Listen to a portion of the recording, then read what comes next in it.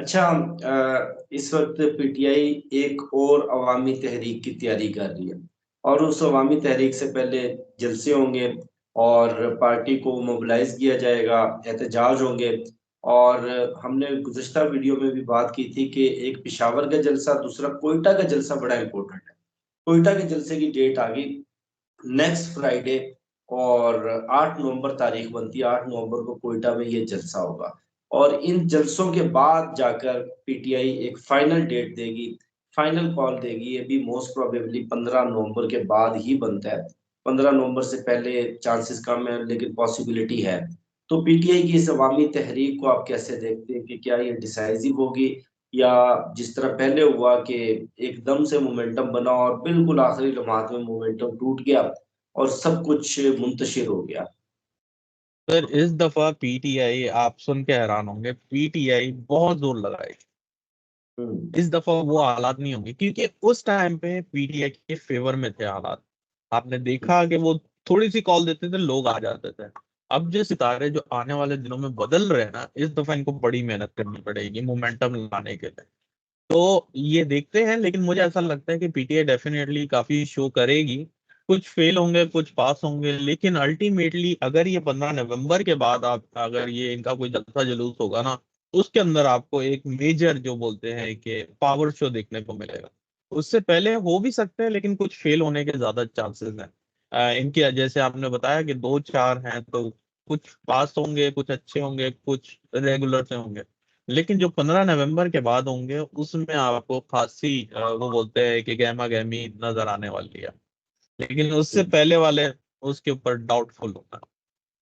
और जो लेकिन फाइनल एक कॉल बात होगी। है कि ये, जी, एक बात है कि ये जो मेहनत इस दफा करेंगे, वो ऐसी मेहनत करेंगे जिसमें आप कह सकते हैं जो हम शुरू से देख रहे थे, ढूंढ रहे थे इनका।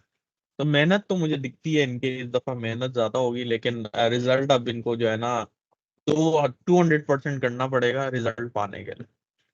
इस मर्तबा तो वैसे शेर अफजल मरवत भी इस कमेटी में है, जो एहतजाजी तहरीक को कहने के फाइनल शक्ल देगी। तो मरवत साहब का अच्छा। कोई किरदार में सुना है? हाँ जी, मरवा साहब को तो मैं बहुत पहले से बोलता आ रहा था कि उनको लेकर आए, क्योंकि वो एक जो बोलते हैं ना कि हर चीज के लिए खुदा एक पर्टिकुलर बंदे को बनाता है जो उसको बहुत अच्छा अंजाम दे सकता है। तो मेरे ख्याल से ये जलसे जुलूसों के लिए और एक लोगों में गर्म जोशी लाने के लिए बड़े अच्छे करेक्टर हैं। तो अगर इनको आगे प्रेजेंट किया जाए, या ये किसी चीज को लीड करें, तो काफी अच्छी हद तक जाएगी वो कॉल। अच्छा, इस वक्त लोगों के जहन में एक बड़ी कंफ्यूजन है। पाकिस्तान के जो प्रेसिडेंट हैं वो भी मुल्क से बाहर हैं, और सुनने में आया है, वैसे सुनने में क्या है, वाले सदर ने प्रेस रिलीज जारी की है कि उनको पाँव में फ्रैक्चर हो गया और वो हॉस्पिटल में एडमिट है, और अब वो बेड रेस्ट पर है। 4 हफ्ते तक वो दुबई रहेंगे। शहबाज शरीफ साहब भी आउट ऑफ कंट्री हैं, और कुछ और लोग भी आउट ऑफ कंट्री हैं। लोग ये समझ रहे हैं कि शायद अडियाला जेल में कैद इमरान खान के साथ कुछ इन्होंने गलत करने का फैसला कर लिया, या हो सकता है इमरान खान के साथ कि कुछ कर दें, उनको खाने में कुछ मिला दें, या इमरान खान पे टॉर्चर किया जाए। तो ऐसी कोई चीज आपको नजर आ रही है? मुझे ऐसा नहीं लगता कि ये कुछ करने के लिए मुल्क से बाहर गए हैं, क्योंकि अल्टीमेटली गवर्नमेंट तो इनकी है ना सर। ये बाहर जाएं या अंदर जाएं, ऐसा कोई सेंस नहीं है। मैंने आपको पहले ही इशारतन बता दिया है कि ये बाहर क्यों गया है। इनके कान जो है ना खींचे जा रहे हैं, इसकी वजह से ये बाहर गए हैं, ऐसा कुछ भी नहीं है। तो और जहां तक खान साहब का रहा हालात, वो मैंने आपको बताया था कि उनकी हेल्थ में थोड़े इश्यूज रहेंगे। एज सच कोई इतना मेजर ट्रॉमा मुझे नहीं दिखता उनकी हेल्थ में। तो ये तो अफवाहें हैं सर, मुझे इसमें कोई हकीकत नहीं दिख रही है। अच्छा, वैसे आपके अलावा भी जितने भी एस्ट्रोलॉजर हैं, वो भी, उनका भी बिलीव यही है कि खान साहब की उम्र भी काफी माशाल्लाह तवील उम्र होगी उनकी, 90 प्लस। और कोई उनको, उनकी लाइफ को कोई सच थ्रेट उनकी जिंदगी में नजर नहीं आ रहा। कि जिस तरह भट्टो साहब का था, उनके बारे में तो जो उस वक्त के एस्ट्रोलॉजर थे, बहुत सारे लोगों ने किताबें भी लिखी हैं। और भट्टो साहब खुद भी बहुत सारे कॉमिस्ट को अपना हाथ भी दिखाते थे, और उनके हाथ की लकीरों का अक्स भी आपको बहुत सारे बुक्स में और पुराने अखबारात और पुराने रिकॉर्ड में मिल जाएगा। उनके बारे में तो उनके हाथ की लकीरों में भी था कि उनका अंजाम नेचुरल डेथ पर नहीं होगा। और खान साहब के बारे में अल्लाह पाक उनको लंबी जिंदगी दे, पाकिस्तान के लीडर हैं, पाकिस्तान के लिए सारी जिंदगी उन्होंने स्ट्रगल की है और बड़े कारनामे उन्होंने पाकिस्तान के लिए सरंजाम दिए हैं। तो आपका भी ये स्ट्रॉन्ग बिलीव है कि खान साहब की जान को कोई खतरा नहीं है जेल जी, मुझे ऐसा नहीं लगता कि खान साहब की जान को खतरा है, अलबत्ता गवर्नमेंट को बहुत खतरा है। में? खान की जान को खतरा नहीं है। बाकी हर्फ आखिर तो नहीं है, ये रीडिंग्स होती हैं, लेकिन जिंदगी मौत तो खुदा ज्यादा बेहतर जानता है। तो मेरे ख्याल से अभी जो मामलात हैं वो लोग समहाउ एक स्टोरी क्रिएट करते हैं, या वो बोलते हैं ना सिरे से सिरा मिलाना, डॉट्स कनेक्ट करना, तो उसकी वजह से ये लोग इस वो बोलते हैं लबो लबाब पे ये आते हैं कि नहीं जी ये खान के साथ कोई प्लानिंग हो रही है। कि क्या पाकिस्तान के सारे सियासतदान खान के थोड़ी ही उसके लिए बैठे हैं। मेरे ख्याल से वो अपनी हुकूमत बचाने के लिए इन मामलात में बाहर गया है, और कोई ऐसा कोई मुझे नजर नहीं आ रहा। हम्म। अच्छा, इस्लामाबाद के जितने भी बाखबर जर्नलिस्ट हैं जिनके पास अंदर की खबर होती है, पावर कॉरिडोर तक जिनकी रसाई है, उन सब का ये कहना है, सबका, इवन जो प्रो खान है जो एंटी खान है, सबका, कि जेल का छोटा दरवाजा खान साहब के लिए खुल गया। लेकिन मसला ये है कि छोटे दरवाजे से सर झुका के बाहर निकलना पड़ेगा। और खान साहब कहते हैं कि जब तक जेल का बड़ा दरवाजा नहीं खुलता मैं अपनी इज्जत और वकार के साथ में रिहा होऊंगा। छोटे दरवाजे से, मैंने चोर दरवाजे से बाहर नहीं निकलना। तो आपने भी जितनी भी आपके साथ पिछले एक महीने में वीडियोस हुई हैं, आपका यही कहना है कि खान साहब के जायचे के हिसाब से तो उनकी रिहाई हो जानी चाहिए थी। और अब लगता ही है कि खान साहब खुद रिहा नहीं होना चाहते कुछ सर्टेन टाइम तक। मुनासिब वक्त के ऊपर वो खुद अपनी रिहाई का फैसला करेंगे और वो बाहर आएंगे। तो अभी उनके जायचे में क्या नजर आ रहा है उनकी रिहाई के हवाले से, लेटेस्ट आप क्या बताएंगे?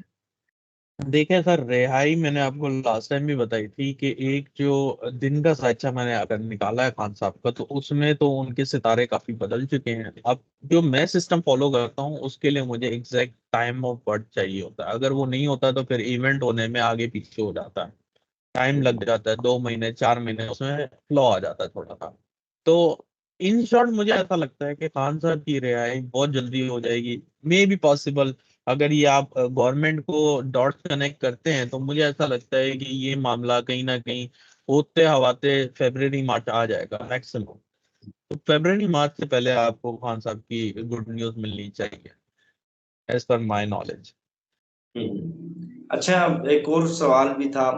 लोगों को ये नहीं समझ आया कि अगर मार्च 2025 में पाकिस्तान में पॉलिटिकल चेंज आ रहा है, मौजूदा हुकूमत जा रही है, और उसके बाद खान साहब का रोल जो होगा वो किंग का नहीं होगा, किंग मेकर का होगा।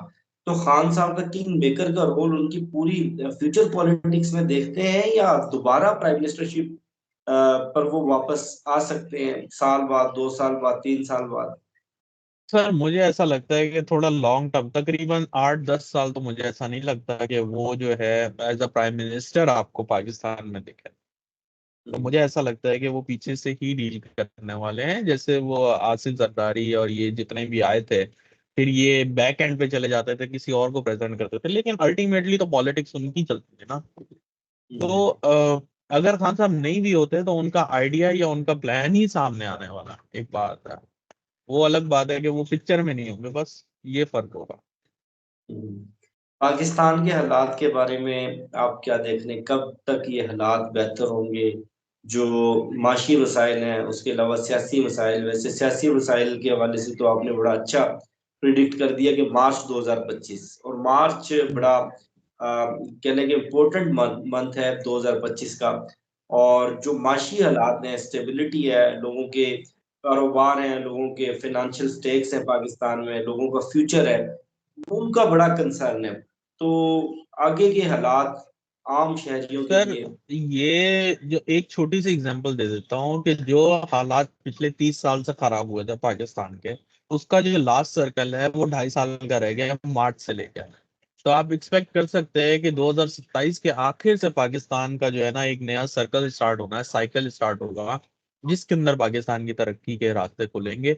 अलबत्ता वैसे तो सुनने में डेली आ रहा है कि अभी बहुत बेहतर हो गया हालात, जीडीपी अच्छी हो गई, ये वो, लेकिन बज़ाहिर जो जो आम इंसान के हालात है ना, उसमें बेहतरी आपको ये 2027 के आखिर से नजर आना शुरू होगी। उससे पहले मुझे जरा मामला डिफिकल्टी दिखते हैं।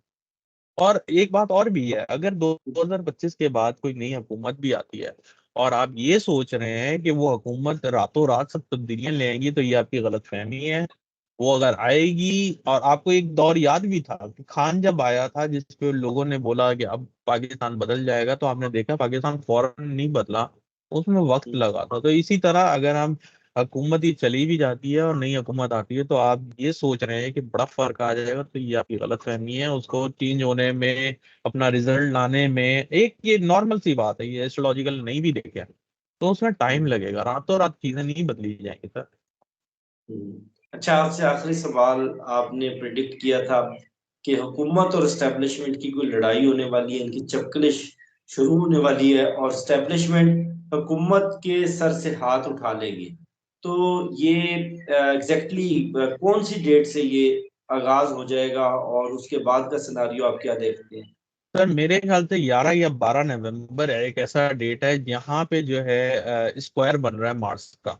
तो मुझे ऐसा लगता है कि ये एक ऐसी डेट है, यहाँ से जो है ना मामला एस्टेब्लिशमेंट आपको रोल में आना शुरू हो जाए।